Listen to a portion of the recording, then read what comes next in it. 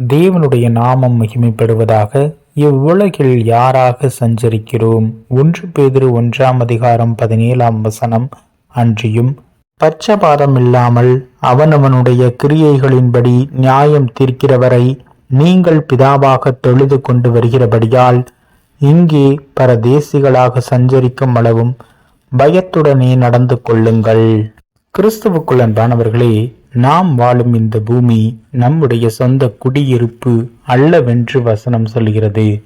நாம் இந்த உலகத்தில் பரதேசிகளாக வாழ்கிறோம்.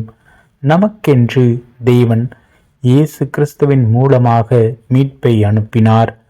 நம்மை பரலோக ராஜ்யத்திற்கு தகுதிப்படுத்தி அவருடைய தூய இரத்தத்தினாலே நம் பாவங்களை கழுவி நம்மை தேவனோடு ஒன்றிணைத்து அவருடைய நித்திய வீட்டிற்கு சுதந்திரவாளியாக மாற்றினார். கொலோசேயர் 3:2 பூமியில் உள்ளவைகளை அல்ல மேலானவைகளையே நாடுங்கள் என்று வசனம் சொல்கிறது.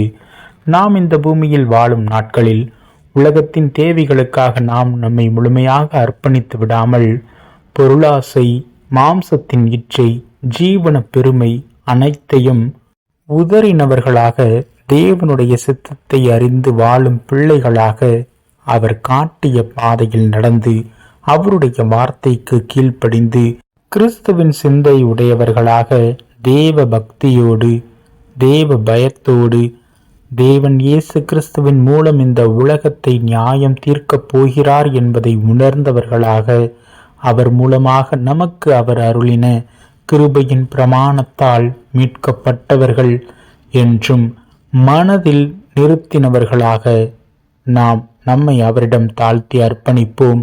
நன்மை செய்கிறவர்களாக, உதவி செய்கிறவர்களாக, தாழ்மையோடும் உண்மையோடும் நேர்மையோடும் பரிசுத்தத்தில் நிலைத்து நின்று அவருடைய சித்தம் செய்யும் பிள்ளைகளாக காணப்படுவோம். பிலிப்பியர் 3:20 நம்முடைய குடியிருப்போ பரலோகத்தில் இருக்கிறது. அங்கே இருந்து கர்த்தராய் இருக்கிற இயேசு கிறிஸ்து என்னும் இரட்சகர் வர எதிர்பார்த்து கொண்டு இருக்கிறோம். கிறிஸ்துவுக்குள் பிரியமானவர்களே, இயேசு கிறிஸ்துவானவர் மீண்டும் வரும்பொழுது அவரோடு மகிமையில் நாமும் இந்த பூலோகத்தை விட்டு பரலோக ராஜ்யம் செல்ல தகுதி உள்ளவர்களாக காணப்பட, கரைத்திரையற்றவர்களாக காணப்பட அவருடைய கிருபையும் இரக்கத்தையும் நாடுவோம். தேவ பிரசனம் நம்முடைய இருதயத்தை ஆளுகை செய்ய நாம் நம்மை தாழ்த்தி அர்ப்பணிப்போம். ஆமீன்.